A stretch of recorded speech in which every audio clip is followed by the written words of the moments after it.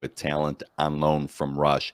If you are a listener of my podcast, watching any of my videos on social media that I post, one of the things that I'm very passionate about and I really, really believe is that we have to fight. We have to be fighters. We have to go after those that are trying to take away our rights, our liberties, that are protected under the Constitution and, more importantly, under God.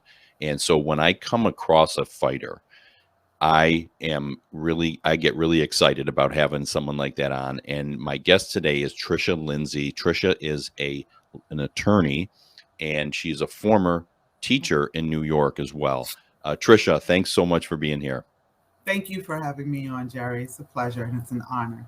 How Oh, are it really is my honor. And there have been a few throughout the country, really, but in New York, there have been some demonstrations against you? all of these mandates, vaccine mandates, and showing your vaccine card. And we have a lot of fear about what are the next steps as far as, are they going after our children? Are they, you can't live your normal life and under freedom with these vaccine mandates and cards and the like. And Trisha spoke out very passionately.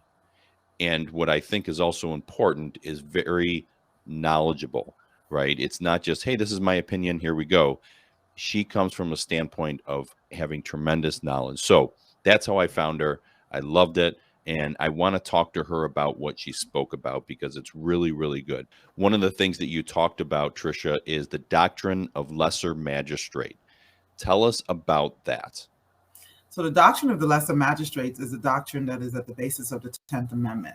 Our founding fathers, when they founded this country based upon the Declaration of Independence, they founded it based upon the principles of freedom, right? And they understood because they too, the first people in this country, the founding fathers, they understood tyranny because they were running from a tyrannical government, right? And they were looking for religious freedom and running from religious persecution.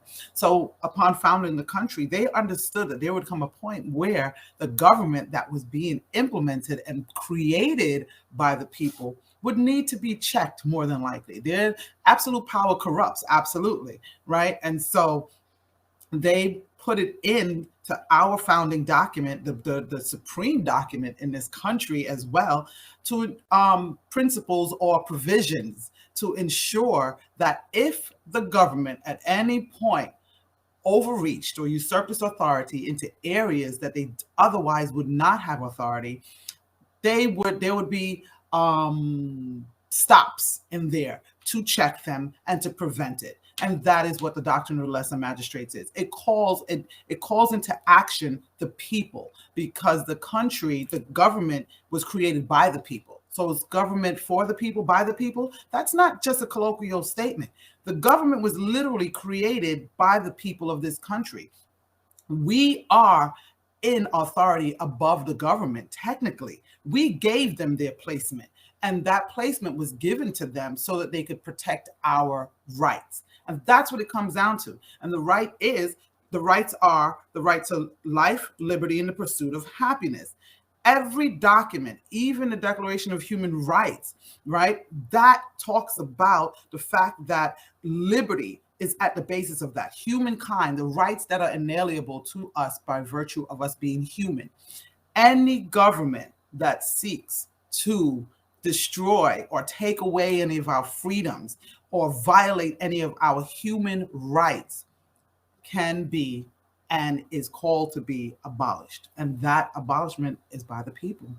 Yeah, that is so great. And so, again, what I said earlier, what's great about your perspective is you not only come from, this is your opinion, this is what you believe, but you're coming at it from a legal and really even moral, constitutional perspective, which is really, really important. So you have this philosophy, it's in the Constitution, as we both know, and now we see what has happened with COVID. Okay. And so you're pushed to a point of saying, I got to speak out, which you did and did so well. Take us through what you have seen in regards to these mandates and the effects that they're having, and what is, for those that are thinking, oh, what's the big deal? Just who cares? Just get the vaccine if they what for people who might be saying that, like, hey, just do it. What is your case? The effects are rippling and they're crippling. That's what they are. They are tearing their way through our society. It's creating division. It's creating harm. I mean, suicide rates are up, especially amongst young children who have been isolated from their peers who have, because of these lockdowns that have happened. Services have been suspended. Mental health treatments are not happening the way that they normally would. If a person already suffers from mental illness, putting them on a Zoom call is not going to help them. It increases their anxiety. Locking them up into a home and putting a mask on them and putting everyone around them in a mask with nothing but fear and terror in their eyes does not help the situation. Right. And so that's a problem. And then you have the hospitals and medical doctors who have forgotten their calling and forgotten what their purpose is. Right. They're supposed to prevent death. They're supposed to help our society maintain health or restore health. This is not about pushing vaccines into people, especially vaccines that has not been tested and thoroughly tested and proven, and vaccines that has been stated that it doesn't prevent transmission. I was a biology teacher. I have my first degree is in nursing. When everyone says the people that speak out against the vaccine or speak up in terms of the virus, and they say that we don't like science or we don't believe in science, that doesn't make any sense, because the science in fact says the vaccine doesn't serve a purpose. The vaccine says, the science says the vaccine needs to be improved upon, right? It needs to be tested more. What is the point of putting this poison into people and it's not preventing anything? Look at the cruise lines that has been filled with only vaccinated people, yet there are outbreaks after outbreaks that are occurring. It doesn't make any sense. So the science says something is wrong. And science is based upon, there are always questions, there's observations, there's questions, and then there's an idea. And that idea has to be tested an enormous amount of time before it is accepted. So when the powers that be say that we don't believe in science and we're against science, it's not true. They're actually against it because they don't want anyone making true observations. They don't want anyone questioning it. They don't want anyone coming up with ideas, because when you do that, then they want to place you in a box and write you off as crazy and say that you're a troublemaker or a conspiracy theorist. I'll be a conspiracy theorist. I'll take conspiracy for 100, Alex. Thank you. Yeah. Well, so many of these things that were called conspiracy theories have ultimately become true, right? I mean, we've seen, there was a lot of questions about whether or not COVID-19 was developed in a lab and leaked from a lab. A lot of people said, well, it seems like it very likely did. Conspiracy theory. Now it's pretty obvious that it did. All sorts of conspiracy theories, and they ultimately come true. I think if you could talk a little bit about what you were alluding to or talking about towards the end of what you were just saying, as far as how when you speak out, they seem to crush you. I mean, that's another area of the Constitution or constitutional infringement, to where they're censoring people. They're taking people off of social media, videos of doctors talking about, hey, there's treatment. Here's the treatment. It works. I have patients that have used it. And they're not only saying conspiracy theorists, but they're saying you're gone. You're off of social media. People are being sued, losing their jobs. Tell us about that, because that obviously could be, people are going to need a lawyer like you to defend them when they're faced with that type of reality. Absolutely. It's a violation of free speech, right? And so that's a problem. Censoring, you're quieting everyone who's speaking out. And it's not words that are inciting violence, right? It's not hate speech or any of that sort. So what is the problem? And so the censoring absolutely is a violation. Put it this way, through COVID-19, the government has been violating numerous rights. I mean, it's astronomical. I don't know if we've ever seen anything like this in the history of our country. And our country has a questionable historical past, right? We've done Sure. some things in this country that are horrible. But Sure. what's happening now, I think you put it all together. It's just combined. And in 2022, for us to be fighting things like this, it just makes someone say, what is happening here? This is not about health. This is not about science. This is about something so much more. When so many efforts, when the effort is so great to silence such a large percentage of society that's questioning things with regards to themselves, questioning motives, questioning actions, it doesn't make sense. And then you have doctors that are being targeted for saving the lives of patients because they are choosing to go against a protocol that has been instituted and implemented in hospitals that is causing the deaths of hundreds of thousands of people. Right? So it doesn't make sense. Doctors and hospitals are there to save lives, to restore health, keep people healthy. That's what these doctors are doing. They're using treatments that have been approved in this country and medication that has been on the market for years, little to no side effects, right? And it's proven to save the lives of these people, prevent COVID, or to cure it. Yet their licenses are being attacked. And the doctors that are losing patients left, right, and center are being hailed. And they're being given all this power, and it doesn't make sense. I would love to see a group of doctors get together and sue the medical board, sue the licensing division, because there's a conflict of interest happening. Clearly, they have been bought out. Clearly, they don't understand their mission. And the only way that you can take a doctor's license is if that doctor has fallen beneath the standard of care that is expected of them. So what does the standard of care become? Death? Because I don't know how much worse you can get than that. Because if the standard is now, if you don't have a certain amount of deaths, then your license goes, then there's a problem. We've turned upside down. Because if you're taking the medical licenses of doctors that are saving lives and preserving the medical licenses of doctors that are causing it, whether it's intentional or not. And at this point, there's too many cases of death using the same protocol over and over. So to me, at this point, any doctor using that protocol and adhering to it needs to be brought up on charges of intentional murder. And I'm sorry, that's where I am, because there's no way. The science says that protocol doesn't work. It's going to lead to death, yet you keep using it. So you're making a decision, a conscious decision to treat a patient using a regimen that you know is likely to cause death. You don't get off that easily. And then you have doctors over here that are saying, listen, this has been shown to save lives. This has been shown to cure COVID. Even you have patients that have been on ventilators near death that certain doctors had to fight their way to step in. And when they were allowed to, those patients were saved.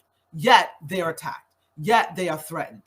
It doesn't make any sense. If anybody stops and thinks for a minute and look at what is happening, look at the what is going on, the decisions that are being made, there's no way that you can deny that this has nothing to do with the health and welfare of our society. There's something else greater going on here.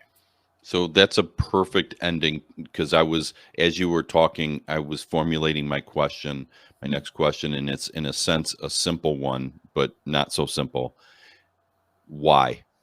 Right? So why are they doing this? Why would anyone see that there is very strong evidence that there's treatment for COVID, for example, that kids are being masked and their lives upended, and as you mentioned, suicide rates up and all these drug abuse and the like, and yet, in spite of all that, in spite of the evidence that there's perfectly good treatment, they are still behaving this way. Why? You're talking about society. Why is society behaving this way? Yeah. Why are these groups of people seeing truth, allowing death, and fighting against it? Why are they attacking these doctors? Why are they attacking this medicine? For one, I think the powers that be have their own nefarious agenda. They have their own purposes for doing that, right? And that depends on how deep down the rabbit hole you want to go, right? Yeah. No, I think you're right. Absolutely. Half the agendas, the atrocities against humanity and humankind and different people groups over the years, why was that done? You know what I mean? Why did they do it? It's control, it's greed, it's so many, did the preservation of a certain level of people in our society. I mean, there's so many different sick, bizarre reasons, right? So that's on one hand. The pawns that are being used think that they have been accepted, right? And they're selling out humanity for money, for status, for pleasure, for gain, for their own benefits, which I say over and over, and I'm going to continue to say it, they're going to lose. And I know it may sound funny people may say, well, she's talking, she doesn't have the money, she doesn't have the power, she doesn't have whatever these other people have that are running it, so she's just talking. No, I'm telling you that they're going to lose, because this is a spiritual battle as well as a physical battle. And there are evil entities that are fighting spiritual godly entities.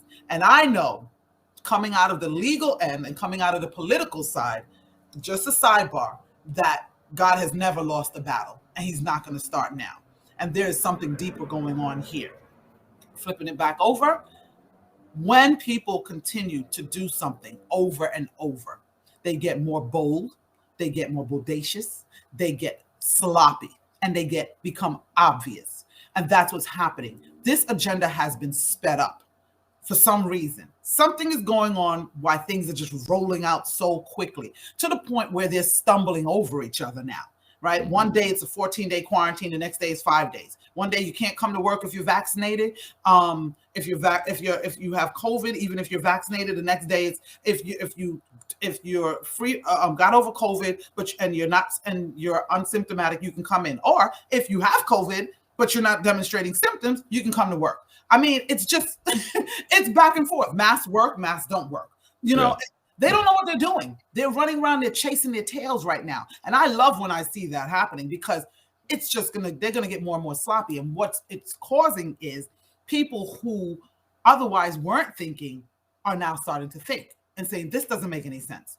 I'm triple vaccinated, double boosted, or double vaccinated, triple boosted, whatever the terminology is, yet I'm the one getting sick, while my friend over there hasn't had COVID yet, or they had COVID and it didn't even seem like they had it, and they're not vaccinated. Something is wrong. So it's causing people to think, and it's causing people to wake up. Those that will not think and are not waking up have been paralyzed by fear. They've been paralyzed by fear, and they have been hypnotized.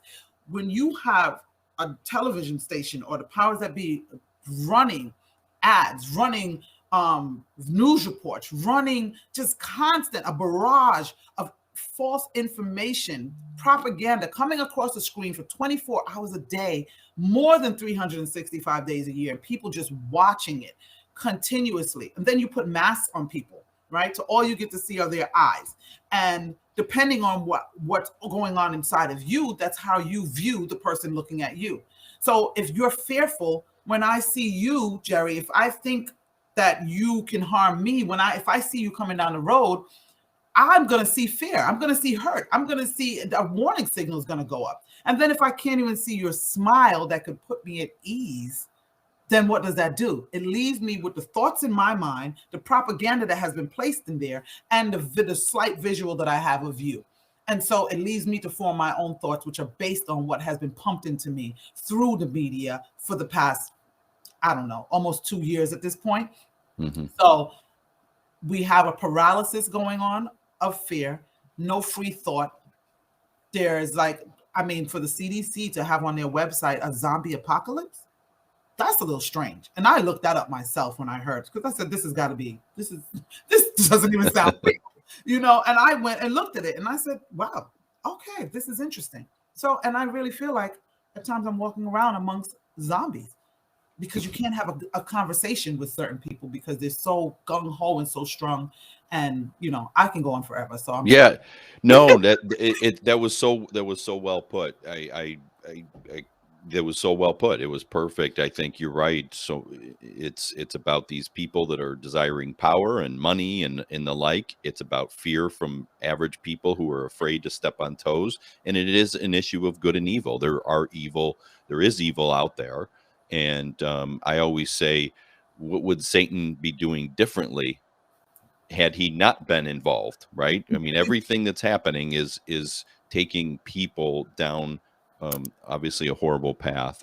So a couple last areas I would love for you to talk about, and you had mentioned these in your talks at the rallies, was about our churches. Um, I get frustrated regardless of what church you're from. It doesn't really matter.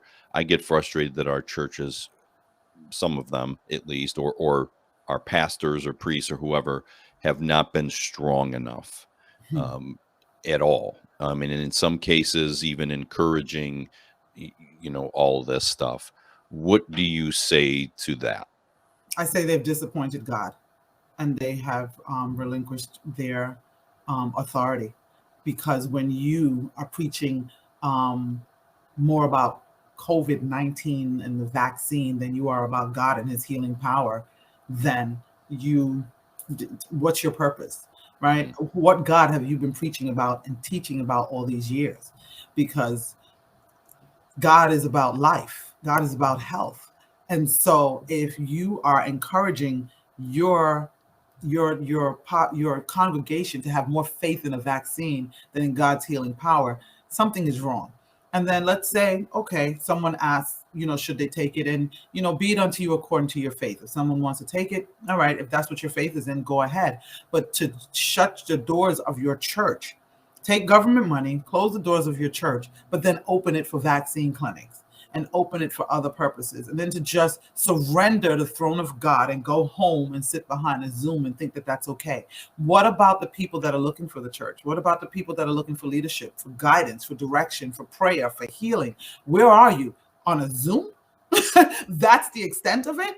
yeah. When whatever, no matter what your faith is, we're supposed to be in the community effectuating change. We're supposed to be in the government influencing what's going on, and it's supposed to come from a godly perspective, no matter what you call him, right? No matter what you call the deity that you worship, we're supposed to be influencing society on a different level.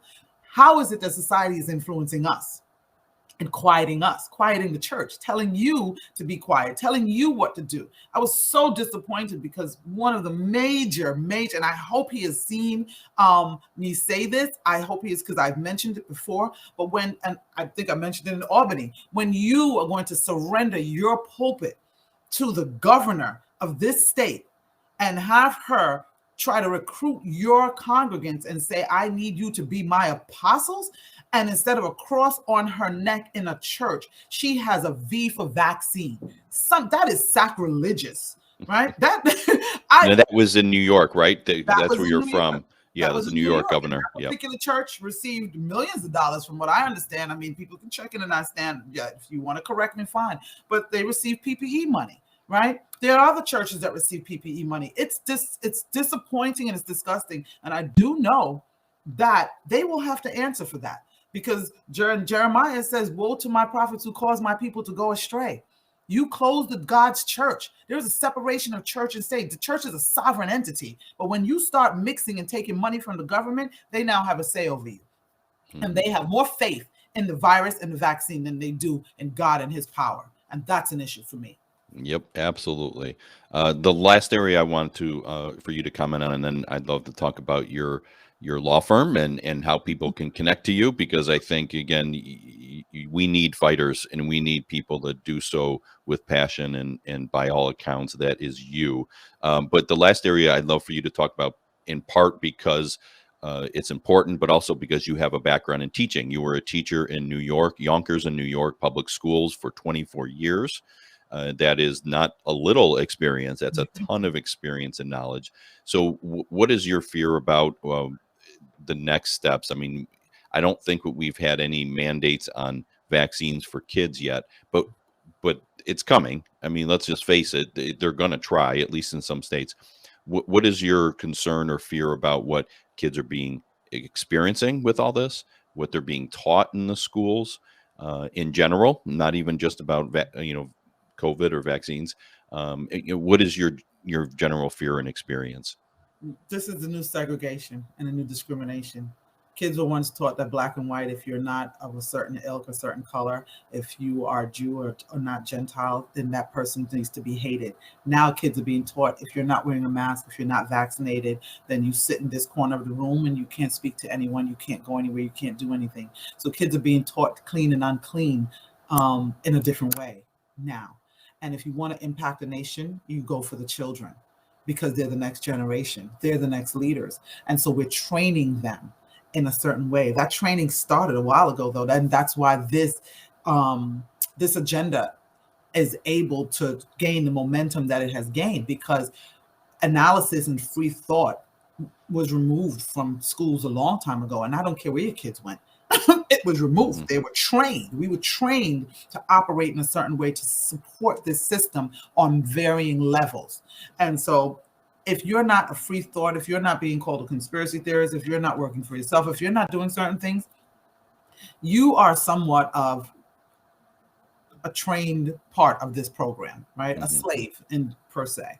And so what they're trying to do is it's a mass program to turn our children into slaves. Fear. Think about it. I remember things that I was taught in kindergarten, first grade and second grade. Now kids are going to remember that you have to wear a mask, a muzzle. I can't smile at you. I have to stay away from you. I have to fear you because you fit into this category. It is a mass agenda to teach children to discriminate, to train them to carry out something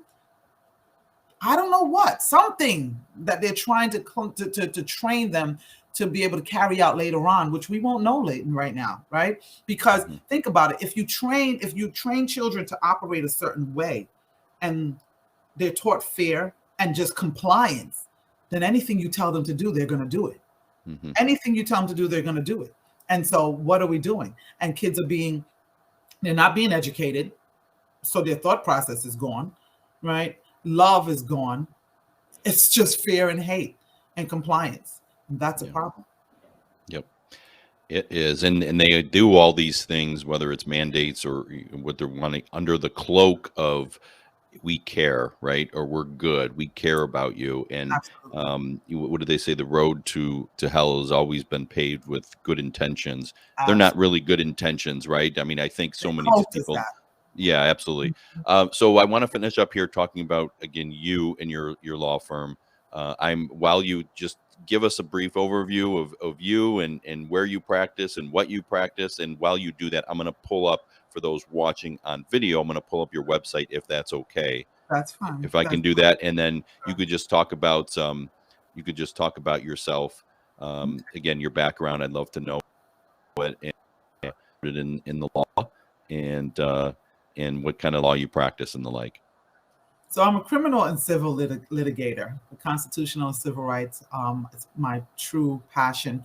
Even my practice of criminal law leads me to deal with wrongfully incarcerated people or accused people who receive disparate sentences. So everything with me deals with constitutional and civil rights.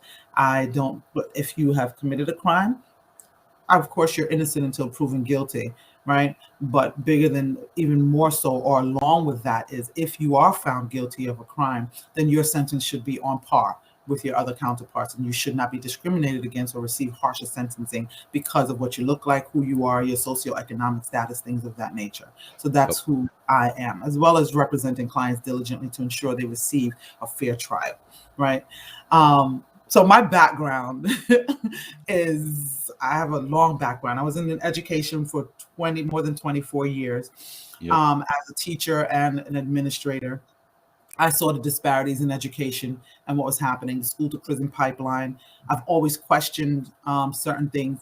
I noticed that there was an increase in educational disabilities, increase in the disparate educational policies and processes and results and what was happening.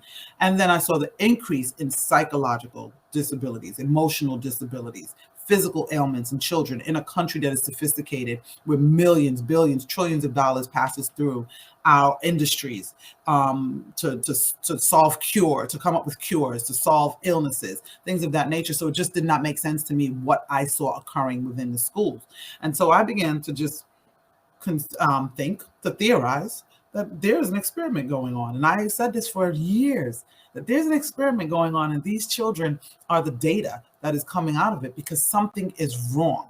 Something is wrong where children are being taken out of classes more than ever before, and they're being sent to practitioners, sociologists, psychologists, physical therapists. I mean, the entire day, a child could be pulled out of 3-4 classes to go to practitioners that, in my mind, they're not. It's not that they're not necessary, but what is happening?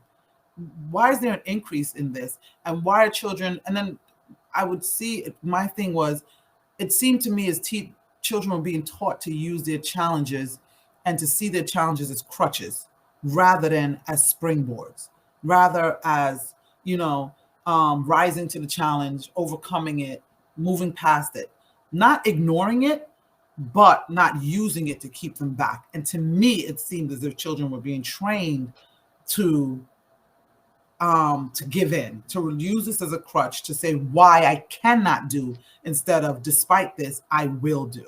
And that sparked me. So I've always been a change agent. I've always been the person that's going to come in the room and say, what in the world is happening here? This makes no sense. Yes, well, we need people like that in all areas of life, and the law is definitely an area that we need. We need people like you with that perspective, with that philosophy, and with that fight in mind. So again, check out, if you're listening and not watching, it's Tricia, TRICIA, Lindsay, and that's LINDSAY, law.com, TriciaLindsayLaw.com, if you want to go and check it out. Her story is on there on the website. Great website. And if you need someone like her, she's ready for you. She's ready, willing, and able to help you out. So Tricia, Lindsay, love your passion. You guys could also, listening, you could check her out on YouTube. Just search her name, and you could hear her videos that have been recorded. Very, very passionate, and that's what we need. And we need fighters like you. So Tricia, thanks for what you're doing, and thanks for coming on my show. Thank you, Jari. Thank you very much. Thanks for what you're doing. We all have a place in this fight, and what you're doing is very important as well, getting the message out to the masses. Thank you. No, thank you. I appreciate that. And thank all of you for listening to this episode of Fide's podcast. Please check out all my different podcasts on all the different podcast apps, on YouTube, on Rumble, and Wednesdays at 7 p.m. Eastern on rightamericamedia.com. So thanks again for listening, and we'll see you next time.